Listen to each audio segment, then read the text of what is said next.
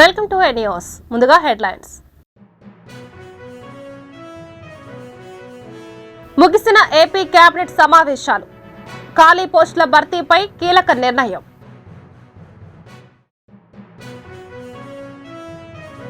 కోమటిరెడ్డికి పంపించాలి. కాంగ్రెస్ నేత మాణిక్యంకు కేటీఆర్ చురక.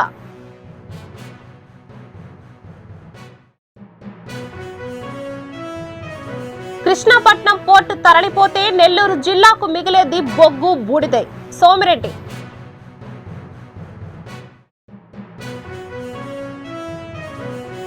ఏపీలో పోలీస్ వ్యవస్థ పతనం.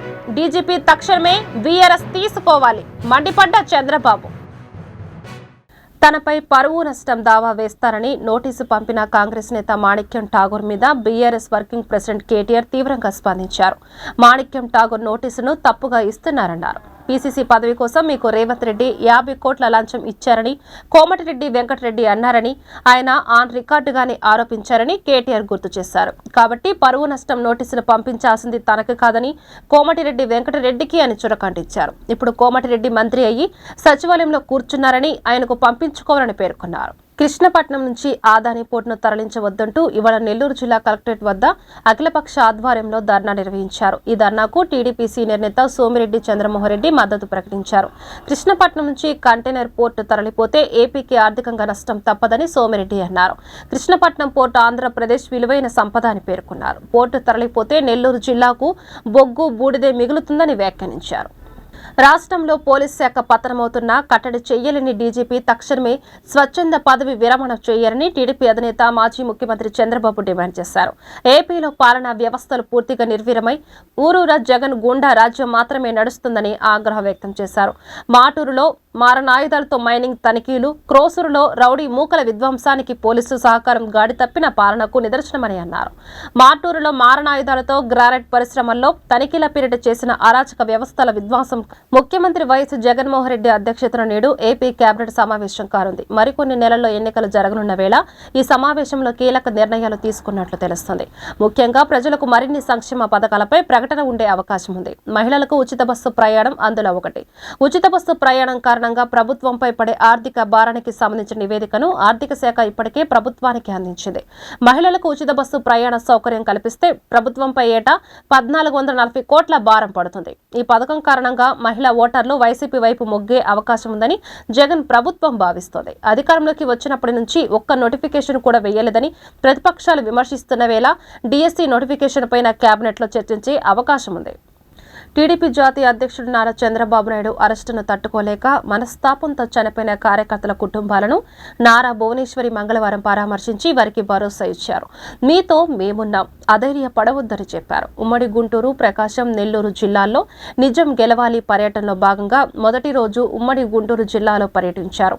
రేపల్లె, పరుచూరు, ఒంగోలు నియోజకవర్గాల్లో 4 బాధిత కుటుంబాలను పరామర్శించారు. నిజం గెలవాలి కోసం విజయవాడ విమానాశ్రయానికి చేరుకున్న నారా భువనేశ్వరికి కృష్ణా జిల్లా పార్టీ నాయకులు, కార్యకర్తలు ఘన స్వాగతం పలికారు. చెరుకుపల్లి మండల కేంద్రంలో పార్టీ కార్యకర్త కోట వెంకటేశ్వరరావు కుటుంబాన్ని భువనేశ్వరి పరామర్శించారు. చంద్రబాబు అరెస్టును తట్టుకోలేక గుండెపోటుతో వెంకటేశ్వరరావు మృతి చెందారు. వెంకటేశ్వరరావు భార్య కోట విజయలక్ష్మి కుమారులు సురేష్, రాజేష్ ఇతర కుటుంబ సభ్యులను పరామర్శించి ధైర్యం చెప్పారు. వారి కుటుంబానికి 3 లక్షల ఆర్థిక సాయాన్ని అందించారు. రాయితీతో ట్రాఫిక్ చలానా చెల్లింపు గడువు రేపటితో ముగియనుంది. తొలుత గత ఏడాది డిసెంబర్ 27వ తేదీ నుంచి జనవరి 10వ తేదీ వరకు రాయితీ చలాన్ల చెల్లింపులకు అవకాశం కల్పించారు. అయితే దీనిని ఆ తర్వాత జనవరి 31 వరకు పొడిగించారు. సాంకేతిక సమస్య కారణంగా రాయితీతో కూడిన చెల్లింపు గడువును పొడిగించారు. అయితే మరోసారి గడువు పొడిగించేది లేదని ఇప్పటికే పోలీసులు స్పష్టం చేశారు. ఈ నేపథ్యంలో రాయితీతో కూడిన ట్రాఫిక్ చలాన్ల చెల్లింపుకు మరొక్క రోజు మాత్రమే గడువు ఉంది. బైక్లు, ఆటోలకు 80%, ఆర్టీసీ బస్సులకు 90%, లారీ వంటి భారీ వాహనాలకు 60% రాయితీని ప్రకటించారు. రాయితీతో కూడిన ట్రాఫిక్ చలాన్ల చెల్లింపు వల్ల ఖజానాకు భారీగానే ఆదాయం వచ్చింది. ఛత్తీస్గఢ్ లో మావోయిస్టులకు భద్రతా బలగాలకు మధ్య ఎదురు కాల్పులు చోటు చేసుకున్నాయి.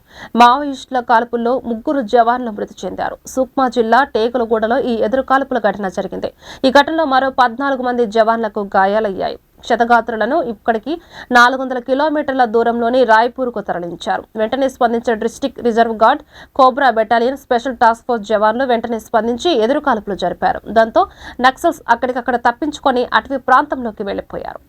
టాలీవుడ్ మెగాస్టార్ చిరంజీవిని దేశంలోనే రెండో అత్యున్నత పురస్కారం పద్మ విభూషణ్తో కేంద్ర ప్రభుత్వం గౌరవించిన సంగతి తెలిసిందే.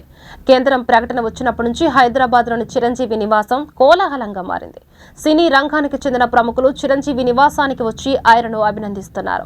ఈ క్రమంలో చిరంజీవి ఇటీవల పద్మశ్రీ పురస్కారాలకు ఎంపికైన తెలంగాణకు చెందిన యక్షగాన కళాకారుడు గడ్డం సామయ్య, స్థాపతి డాక్టర్ ఆనందచారి వేలును ప్రత్యేకంగా ఆహ్వానించి సత్కరించారు. జనగామ జిల్లా దేవరుప్పల మండలం అప్పిరెడ్డిపల్లి గ్రామానికి చెందిన చిందు యక్షగాన కళాకారుడు గడ్డం సమ్మయ్య 50 ఏళ్లుగా యక్షగాన కళాకారుడిగా 19,000కు పైగా ప్రదర్శనలు ఇచ్చారు. 1985 నిర్వహించిన కీచక వధ ప్రదర్శనలో కీచకుడి పాత్రతో గుర్తింపు తెచ్చుకున్నారు. 1994 విశ్వవిద్యాలయం నుంచి ప్రతిభా పురస్కారం, 1995లో తెలుగు విశ్వవిద్యాలయం వార్షికోత్సవంలో గవర్నర్ చేతుల మీదుగా కళారత్న పురస్కారం అందుకున్నారు. 2017లో తెలంగాణ ఆవిర్భావ పురస్కారం అందుకున్నారు. తాజాగా కేంద్ర ప్రభుత్వం పద్మశ్రీ అవార్డు ప్రకటించింది. కాంగ్రెస్ నేత రాహుల్ గాంధీ కారుపై నేడు రాళ్లదాడి జరిగిందని పశ్చిమ బెంగాల్ కాంగ్రెస్ చీఫ్ అధీర్ రంజాన్ చౌదరి ఆరోపించారు. అయితే కాసేపటికి కాంగ్రెస్ ఆ వార్తపై క్లారిటీ ఇచ్చింది. అది తప్పుడు వార్త అని పేర్కొంది. అసలేం జరిగిందంటే రాహుల్ గాంధీ చేపట్టిన భారత్ జోడో న్యాయ యాత్ర పశ్చిమ బెంగాల్లో ప్రవేశించింది. మాల్దా జిల్లాలో యాత్ర కొనసాగుతుండగా రాహుల్ గాంధీ కారు అద్దం పగిలిపోయింది.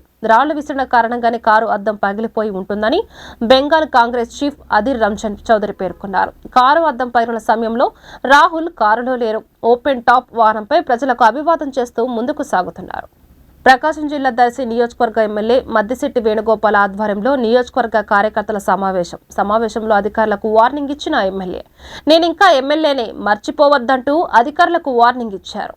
నా అనుచరులపై కేసులు బనాయించడం, వారి బిల్లులు ఆపడం సరైన పద్ధతి కాదు అని, నన్ను నమ్ముకున్న నా వారి కోసం ఎక్కడికైనా వెళ్లడానికి సిద్ధం అని ఆరోపించారు.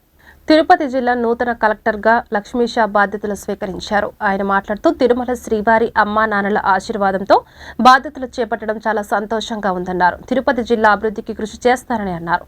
కలెక్టర్ సిబ్బంది పుష్పగుచ్చాలు ఇచ్చి స్వాగతించారు. క్రీడాకారులతో కిటకిటలాడాల్సిన మన ఎస్వి హైస్కూల్ క్రీడా మైదానం నేడు అక్రమ కట్టడాలతో కనుమరుగు కాబోతుంది. ఏళ్ల చరిత్ర కలిగిన మన ఎస్వి హైస్కూల్ క్రీడా మైదానం తొందరలో కనుమరుగు కాబోతుంది. ఈ పాపం ఎవరిది? కట్టడాలు కడుతున్న అందుకు అనుమతులిచ్చిన వారదే కాదు, మనకెందుకులే అని మౌనం వహిస్తున్న మా అందరిది కూడా. ఇండియా క్రికెట్ వరల్డ్ కప్ ఓడిపోతే బాధపడతాం, ఒలింపిక్స్ లో మెడల్స్ రాకపోతే బాధపడతాం. మరి మన పిల్లలు ఆడుకోవాల్సిన క్రీడా మైదానాలు కనుమరుగైపోతుంటే మౌనంగా ఉండిపోదామా? క్రీడా ప్రేమికులారా, తిరుపతి వాసులారా, ఎస్వి హైస్కూల్ పూర్వ విద్యార్థులారా, మౌనం వీడండి. ఈ రోజు సాయంత్రం 5 గంటలకు ఎస్వి హైస్కూల్ క్రీడా మైదానం నందు సమావేశమై మన క్రీడా మైదానాన్ని, మన భవిష్యత్తు తరాల కోసం మీరు టీ తాగడానికి వెచ్చించేంత సమయాన్ని మన క్రీడా మైదానాన్ని కాపాడడం కోసం వెచ్చించండి. వార్తలు ముగించే ముందు హెడ్లైన్స్ మరొకసారి. ముగిసిన ఏపీ కేబినెట్ సమావేశాలు, ఖాళీ పోస్టుల భర్తీపై కీలక నిర్ణయం.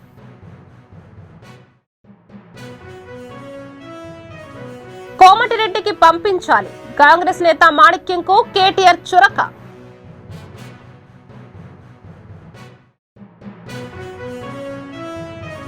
కృష్ణాపట్నం పోర్టు తరలిపోతే నెల్లూరు జిల్లాకు మిగిలేది బొగ్గు బూడిదే, సోమిరెడ్డి.